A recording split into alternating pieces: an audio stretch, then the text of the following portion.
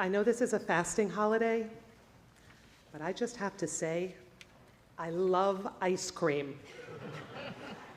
Anyone else here love ice cream? Who doesn't love ice cream? It's my favorite food. Makes me feel good. I enjoy eating it. So many different flavors, so many different brands. I want to tell you a story about when a simple delight was stolen from me, when something that brings me joy was used to make me feel shame. As a student rabbi, I had just led a Shabbat service. There was ice cream served at the oneg that night. I was scooping some into a bowl when a woman in the congregation came up beside me and said in admonishment, "Don't have too much. You don't want to be a fat rabbi."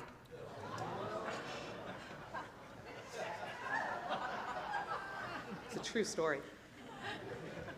It's a true story, and it's very funny now, but it didn't feel funny then. I didn't know what to do with the ice cream, I didn't know what to do with her, and I didn't know what to do with myself. I froze. I felt my face burning red, and I felt exposed and violated. I felt like I wasn't wearing any clothes.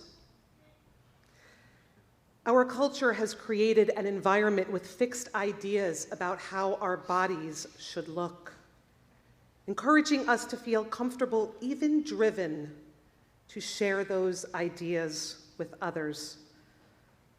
Really, it's no wonder that we do.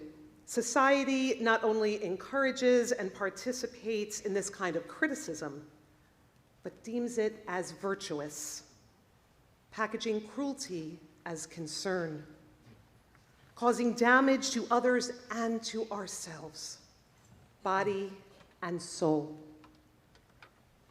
This needs to stop, and we need to be the ones to stop it. Judaism calls upon us to engage in teshuvah, intense self-reflection. Our tendency is to avoid looking deep inside, examining ourselves with brutal honesty, to resist confronting how we may be hurting ourselves and others. And yet, we are so quick to harshly examine ourselves at the surface, so quick to criticize our physicality, things about us that, unlike behaviors, are beyond our control, aspects of ourselves that carry no moral value, that don't cause harm. My invitation for tonight is for us to look at things differently, to look at ourselves differently, to look at each other differently. Together, let's begin teshuvah, shifting our gaze and experiencing a slightly different perspective. We are fighting deeply embedded norms, centuries in the making, yes, but they are a construct. We can change them.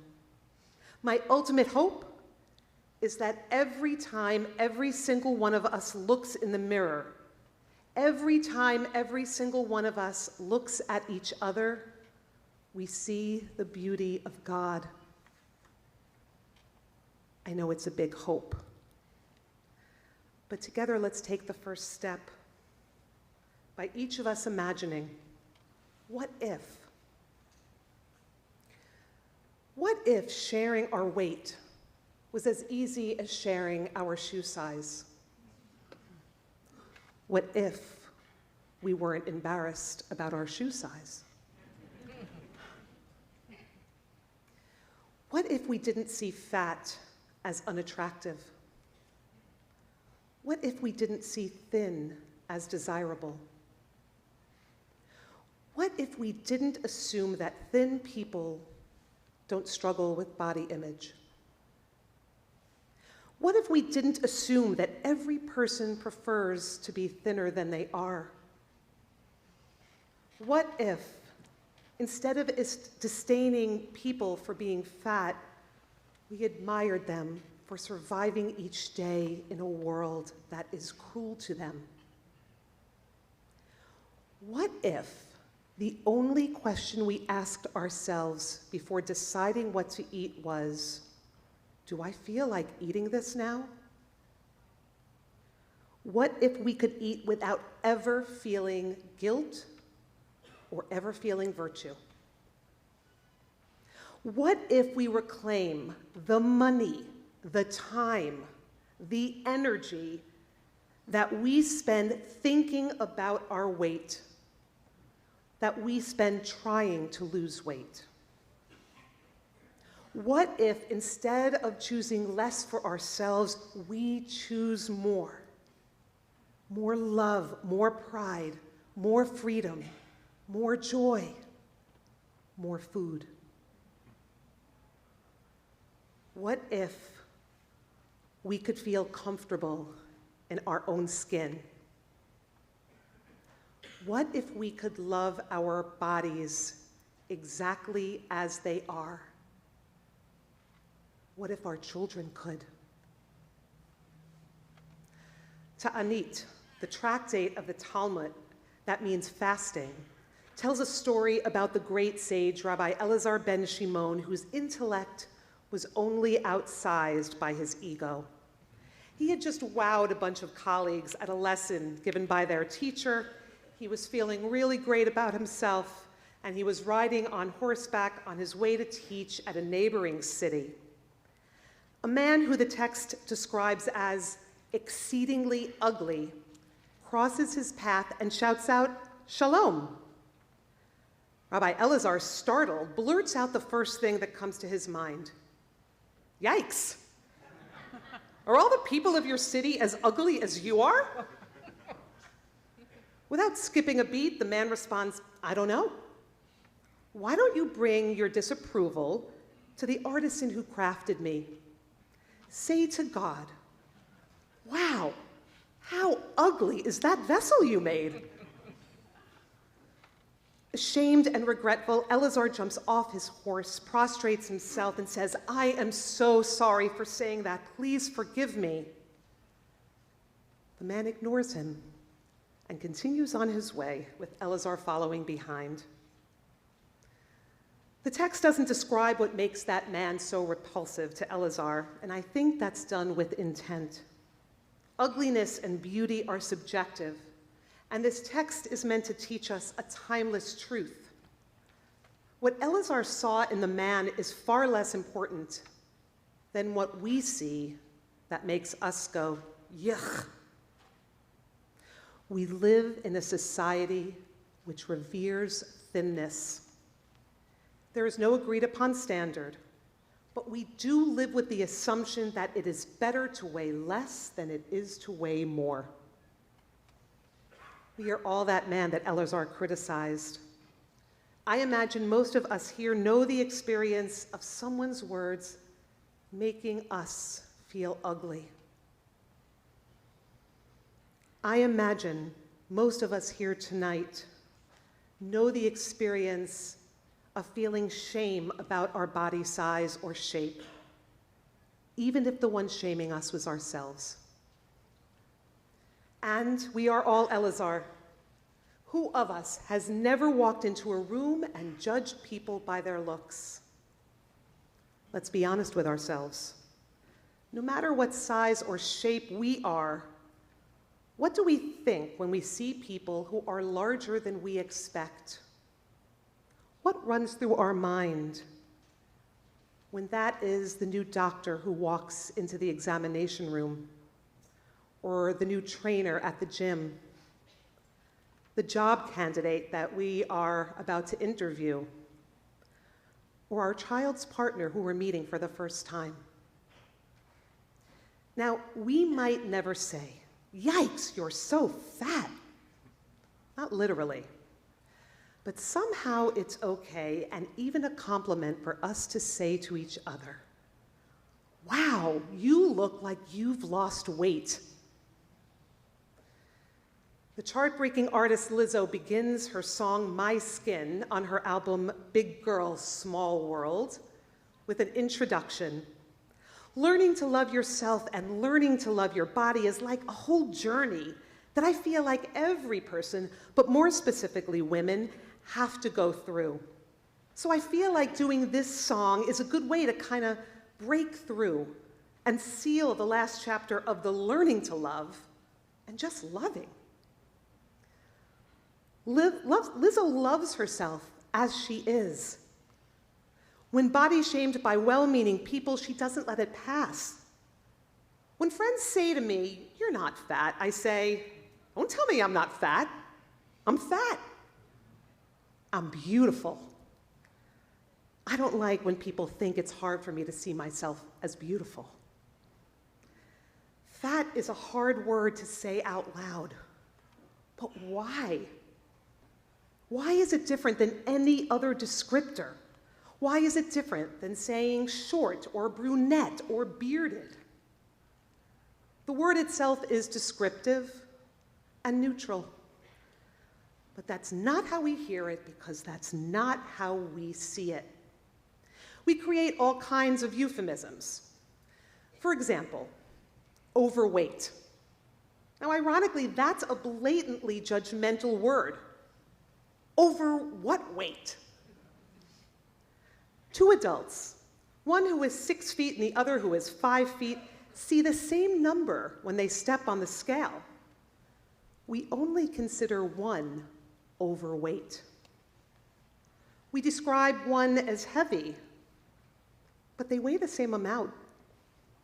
One of them needs to crouch when getting into a car and pay extra for leg room on airplanes, but it's the other person we refer to as large or plus-sized. We profess that beauty is in the eye of the beholder, but we know that powerful forces impose artificial standards determining what we see not only as beautiful, but as acceptable. Rabbi Elazar didn't live at a time of Instagram and social media, but idealized images of the human body were everywhere in his time, in their full glory. Greek and Roman culture created gods in the image of people. But the first thing that the Torah tells us about people is that we were created b'tselem Elohim, in the image of God, a God with no body. An emphatic statement that according to Judaism, there is no ideal figure. As the Talmud teaches, kal v'chomer, all the more so, our differences are what keeps our world and us safe. God was intentional in creating us similar, but distinct. When a human strikes many coins from one mold, they all look alike.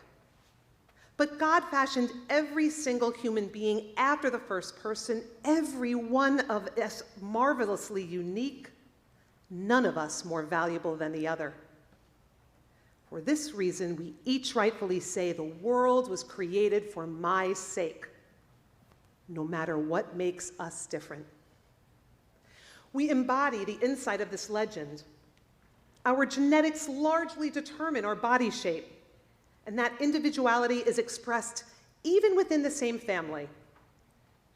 Venus and Serena Williams, sisters and champion athletes, have entirely different body shapes. Neither shape is more virtuous than the other. Neither is stronger than the other. Neither is healthier than the other. And neither one is luckier than the other. Body shape is neutral.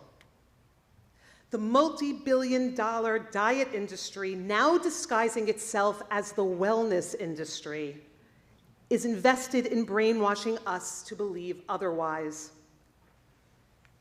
95% of the time, diets don't work. That's why there are so many of them. That's why we do them so often. The industry's success is dependent on their product failing. That's how they make billions. But their propaganda convinces us that we are the ones who are failing.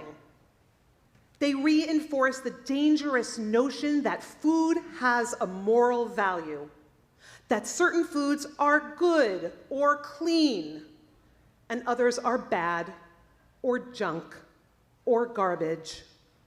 And of course, that implies that we are more or less virtuous depending on what and how we eat.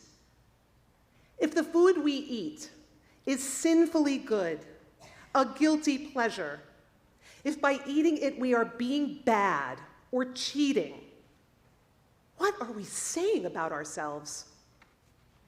And here I will take the Torah to task.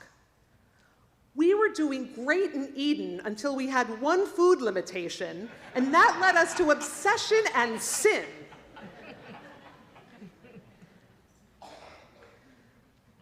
The Torah commands, on Yom Kippur, Ve'initem nafshotechem, practice self-denial. Sages and rabbis through the centuries have debated how and why we use fasting for that purpose, though there is general agreement that it serves us spiritually. But they also teach ein kemach, ein Torah, literally, no flour, no Torah, no bread, no Torah.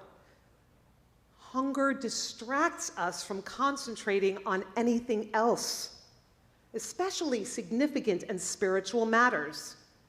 This is why our congregation is so devoted to battling food insecurity. Consider Backpack Buddies, our program providing children who depend on school meals with nourishment over the weekend, so they can think and play and dream. But we know ourselves how hunger can distract. We miss a meal, our stomachs growl, irritability spikes. This is the point where my husband tentatively asks me, "Are you hangry?" There are plenty of traditional and personal reasons to fast, and there are plenty of traditional and personal reasons not to fast. Yes, on Yom Kippur. But ironically, fasting intended to distract us from our physicality so that we concentrate on spirituality, either way ends up as a focus of this sacred day. Now, you may shock your friends at breakfast telling them that your rabbi talked about eating on Yom Kippur, but really, don't we do that every year anyway? We greet each other with, "Have an easy fast." And by the afternoon, we're all jokingly torturing each other with visions of bagels and blintzes awaiting us after the final shofar blast. Denying ourselves food at any time of the year makes us think about food even more, increasing our hunger, increasing our craving, and ultimately increasing our eating and our weight. The innate wisdom of our biology and psychology resists us losing weight. Our bodies are wired to fight even the threat of malnourishment. The more we lose, the more we gain. That yo-yoing can damage our health. Considering that process to be a cruel joke, that is the voice of cultural bias, insisting thinner is better. It's not. The wellness myth is a myth. Thinner does not equal healthier, and healthier does not equal thinner. At times, yes, they are related, but very often they aren't. The wellness industry has duped us into denying what we know from personal experience to be painfully true. Health is a deeply complex matter, not easily predicted, not easily controlled. Our bodies are far more protective of us than we are of ourselves. The drive to survive and thrive, it's not a cruel joke, it's a miracle. As we will read tomorrow from the Haftarah and from the Torah, God's purpose is not for us to starve our bodies. Is this the fast I want? No, it's not. The purpose for us from God is to choose life that we may live. When we choose otherwise, by limiting when and how much and what we eat, our bodies will kick in and choose for us. Nature will reject what even authorities will profess. A 12-year-old girl battling anorexia, the deadliest mental illness, never registered as underweight on the pediatric growth charts. But she was barely eating. Her thinning hair was brittle, dark patches shadowed her eyes, and her body stopped menstruating. All clear indications that she was starving herself. After months of fighting voices screaming in her head to do otherwise, she slowly gained back enough weight to recover her period. She went to school the next day feeling rightfully victorious. In the lunchroom, a boyfriend pointed to her lanky friend and said, "You're leafy," and then to her saying, "And you're beefy." Bad enough. Later that week, after her school's annual required health assessment, she returned home with a body mass index report card warning that she was overweight. How can we expect middle schoolers to see bodies without judgment if the medical authorities are instilling it? Approximately half of American first through third graders, all genders, want to be thinner. First through third grade. Half of our 9 and 10-year-old girls are dieting. Here's the good news. Things are starting to change. A movement is happening. More and more physicians are recognizing weight bias and are regarding weight and health independently. More health professionals are promoting intuitive eating instead of diets. Our children now have healthier examples. More advertisers are using real-size models. The actress Jamila Jamil has launched the I Weigh campaign, encouraging us to value who we are and what we do rather than criticize how we look. Selena Gomez and others in the public eye are rejecting airbrushing of stretch marks, cellulite, and fat. Chris Pine, Robert Pattinson, Elton John, Ashley Hamilton, and other male celebrities have begun sharing their struggles with eating disorders and body dysmorphia. Athletes, business people, authors, social media influencers, advertisers, clothing designers, people of all ages, of all genders, all sexual orientation, all professions, races, differing abilities, are encouraging body positivity. It may still feel like we are fighting a tidal wave, and yes, there is so much that we have to do, but little by little, it's making a difference. A few weeks ago, instead of answering a math problem, comparing the weight of 3 girls, a 4th grader circled the question and wrote to her teacher, "Sorry, I don't want to be rude, but I think that math problem wasn't very nice. I thought that was judging people's weight." Changing our shape is nearly impossible. Changing deeply embedded norms is difficult. Shifting our gaze to see things a little differently, that is doable. That's what I'm going to ask from all of us. When Rabbi Elazar realized he hurt the man's feelings, he expressed genuine regret for what he said. But the man didn't forgive him. He couldn't forgive him. He understood that the true transgression lay far deeper than Elazar's words.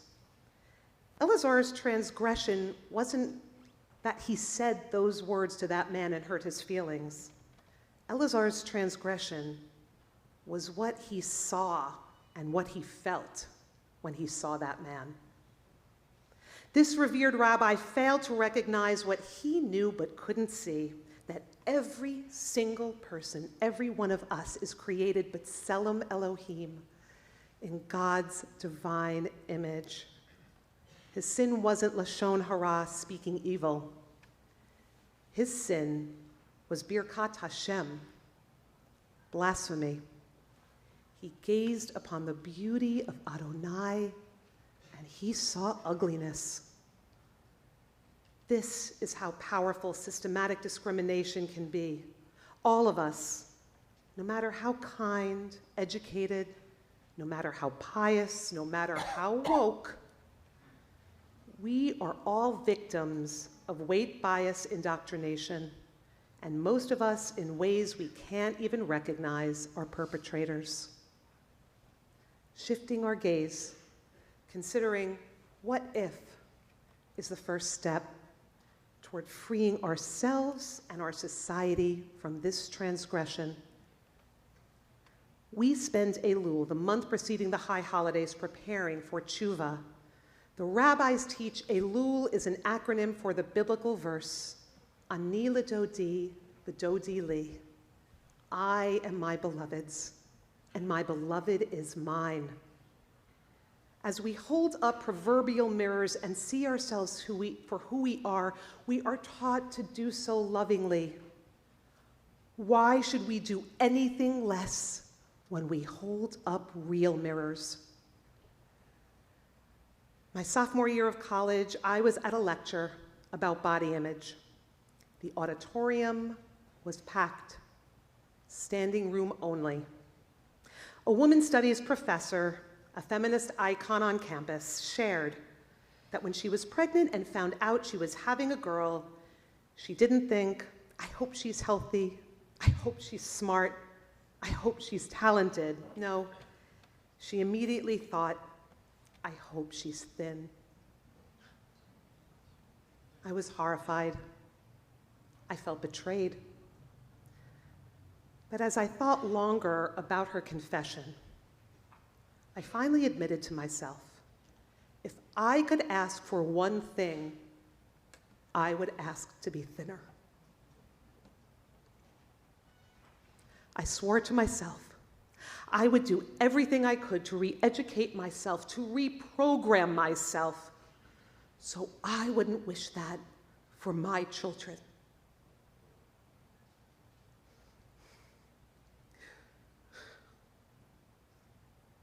We recite Psalm 27 daily through the high holiday season. Achat sha'alti, one thing I ask of you, God, to be with you all of my life, to gaze upon the beauty of Adonai. I pray that we are with God every day of our lives, in the way that we live within ourselves, fully and proudly inhabiting our miraculous bodies. I pray that we are with God every day of our lives, in the way that we behold the wonder of creation when we gaze at ourselves and at each other. We are created, b'tselem Elohim. Rabbi Yehoshua explained this to mean that an entourage of angels walks in front of each one of us. You and you and you and you and you and you and you and me. Each of us gloriously unique, and they call out, make way for the image of the Holy One. What if we wore our bodies like the splendor that they are? What if?